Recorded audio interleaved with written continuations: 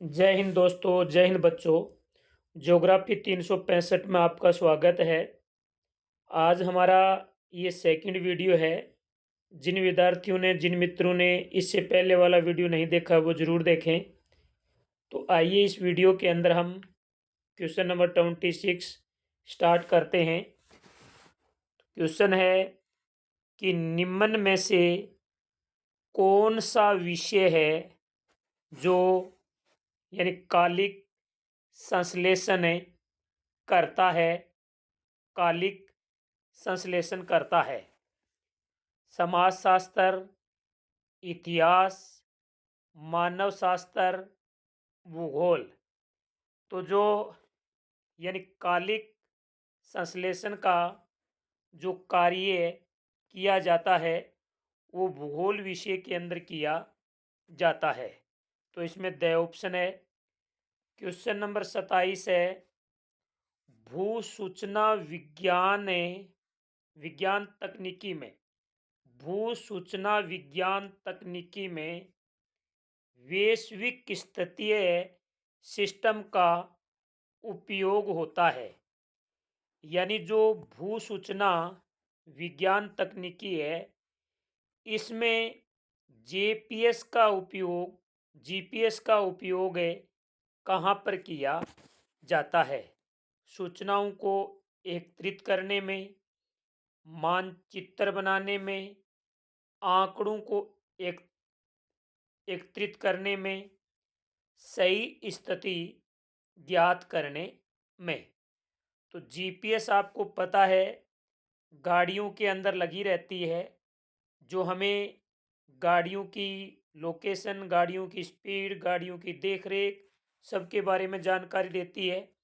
यानी सही स्थिति को ज्ञात करने के लिए आप जीपीएस का उपयोग करते हैं। तो इसमें सही ऑप्शन है। क्वेश्चन नंबर 28 है कि पृथ्वी की औसत हमारी पृथ्वी की औसत आयु है। यानी पृथ्वी की औसत आयु इसके अंदर पूछी गई है। तो पृथ्वी की औसत आयु है, देखिए ऑप्शन, 46 लाख वर्ष, 4.6 अरब वर्ष, 13.7 अरब वर्ष, 13.7 अरब वर्ष। तो हमारी पृथ्वी की जो औसत आयु है वो है 4.6 अरब वर्ष। 4.6 अरब वर्ष, ब ऑप्शन सही है। क्वेश्चन नंबर 27 है, यानी प्रकाश वर्ष, प्रकाश वर्ष का संबंध किससे है? प्रकाश वर्ष का संबंध किससे है? समय से, दूरी से, प्रकाश से, गहराई से। तो देखिए प्रकाश वर्ष का संबंध है वो किससे है? वो है दूरी से। किससे है? दूरी से। अगला क्वेश्चन, मेंटल का ऊपरी भाग कहलाता है। मेंटल का ऊपरी भाग कहलाता है दुर्लभता मंडल, क्रोड, निफे, स्थल मंडल। तो मेंटल का ऊपरी भाग है वो दुर्लभता मंडल कहलाता है। इसमें ए ऑप्शन सही है, दुर्लभता मंडल। क्वेश्चन नंबर 21 है, हमारी पृथ्वी की आर यानी त्रिज्या कितनी है? आपको बताना है। ऑप्शन ए यानी 53, 70, 64, 70, 64, 70 है या 63 है, 70। तो इसमें राइट उत्तर होगा, वो होगा द ऑप्शन है। और सही पूछा जाए तो होगी वो 63, 71।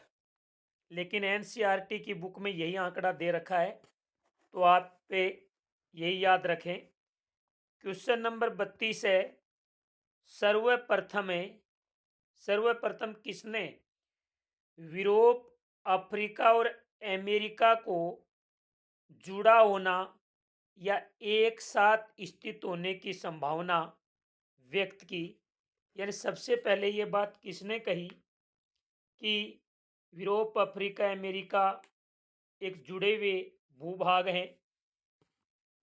तो वो है option A Alfred Wegener, Abraham Ortelius, Antonia Edmund Hess. तो इस प्रश्न का राइट उत्तर होगा अब्राहम आर्टेलियस ने कहा था। अब्राहम आर्टेलियस ने कहा कि यूरोप, अफ्रीका, अमेरिका साथ स्थित होने से लग रहे हैं, यानी इन्होंने एक साथ इसको बताया था। क्वेश्चन नंबर 33 है कि पृथ्वी के कितने प्रतिशत भूभाग पर महासागर हैं? पृथ्वी के कितने प्रतिशत भूभाग पर महासागर हैं? तो 29% है, 73% है, 59% है और 81%। तो इसका राइट उत्तर होगा कि पृथ्वी के 71% भूभाग पर महासागर हैं, यानी पृथ्वी का 71% जलीय भाग है और 29% स्थलीय भूभाग है, यानी महाद्वीप है। तो 29% महाद्वीप अर्थात स्थलीय भाग, 71% है वो जलीय भूभाग यानी महासागरे आते हैं इसमें। अगला क्वेश्चन नंबर 34 है, अपरदन का कारक है, यानी अपरदन का कौन सा कारक है? हिमानी, वायु, भूमिगत जल यानी नदियां। तो यहाँ पर ईमानी भी है, वायु भी है, भूमिगत जल यानी नदियां भी हैं। इसका राइट उत्तर होगा उपयुक्त सभी। क्वेश्चन नंबर 35 है, ईमानी द्वारा अपने अगर भाग में ईमानी द्वारा अपने अगर भाग में जमा किए गए अवसाद कहलाते हैं, यानी हिमानी के द्वारा अपने अगर भाग में जमा किया गया अवसाद क्या कहलाता है? ऑप्शन ड्रमलिन, अलटी, मोरेन हिमोड, अत्रक। तो इसका राइट उत्तर होगा मोरन या मोरेन इमोड। मोरेन और इमोड से ऑप्शन है वो इसका बिल्कुल सही होगा। मोरेन कह दीजिए या हिमोड कह दीजिए, ईमानी के अगर भाग में जमा हुआ अवसाद कहलाता है। अगला वायुमंडल की सबसे ऊपरी स्तर कौन सा है? वायुमंडल का सबसे ऊपरी जो भाग है वो कौन सा है? बाह्य मंडल, बहिर्मंडल, क्षोभ मंडल, समताप मंडल।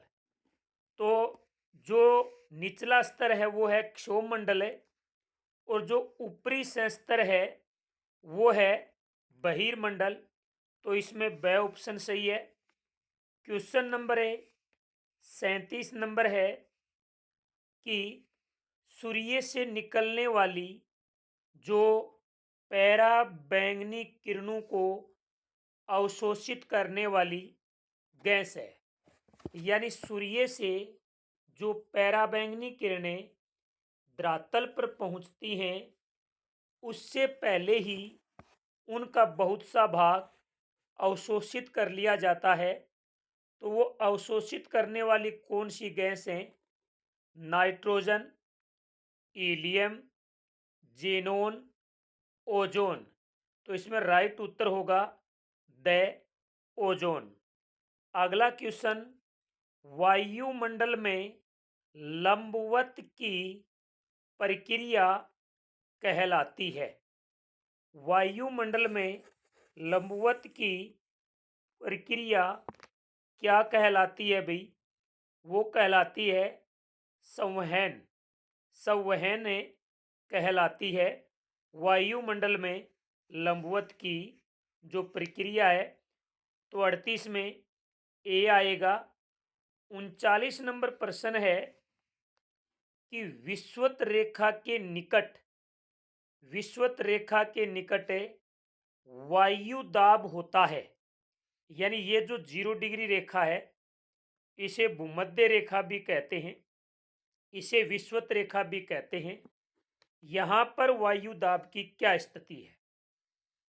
न्यूनतम होता है, अधिकतम होता है, बराबर होता है, या फिर इनमें से कोई नहीं? तो इसमें ए ऑप्शन आएगा। विषुवत रेखा के पास वायु दाब है वो न्यूनतम होता है। क्वेश्चन नंबर 40, संघनन का रूप है, संघनन का रूप है ओस, तुषार, कोहरा या फिर उपयुक्त सभी। तो देखिए संघनन है, इसका रूप ओस भी है, तुषार यानी पाला भी है, और कोहरा भी है। तो इसमें राइट उत्तर होगा द ऑप्शन है।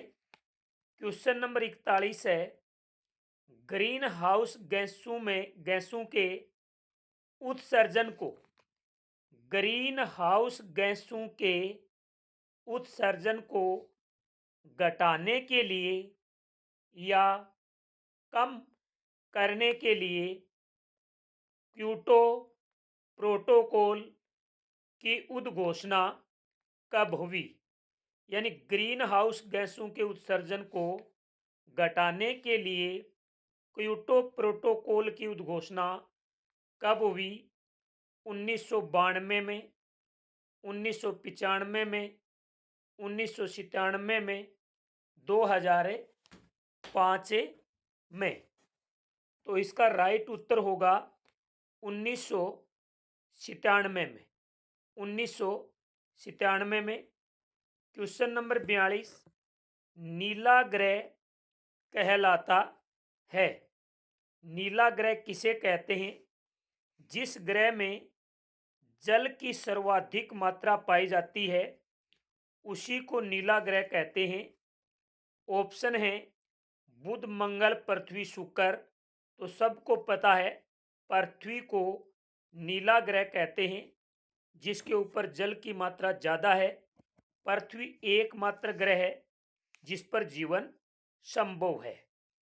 क्वेश्चन नंबर 43 है कि पृथ्वी और चंद्रमा की, पृथ्वी और पृथ्वी और चंद्रमा की न्यूनतम दूरी कब होती है?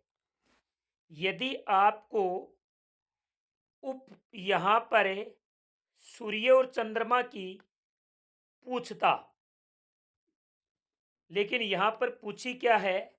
पृथ्वी और चंद्रमा की। तो पृथ्वी और चंद्रमा की न्यूनतम जो दूरी है वो किस समय होती है? उपभू के समय।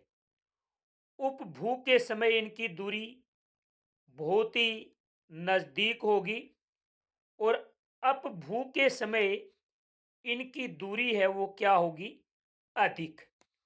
उपभू के समय दोनों के बीच में न्यूनतम दूरी होगी, और अपभू के समय दोनों के बीच अधिकतम दूरी होगी। क्वेश्चन नंबर 44 है, समुद्री जल का दोलन कहलाता है। समुद्री जल का दोलन किसे कहते हैं? लहरों को, धारा को, ज्वार को, इनमें से कोई नहीं। तो समुद्री जल का दोलन है वो ए ऑप्शन सही होगा।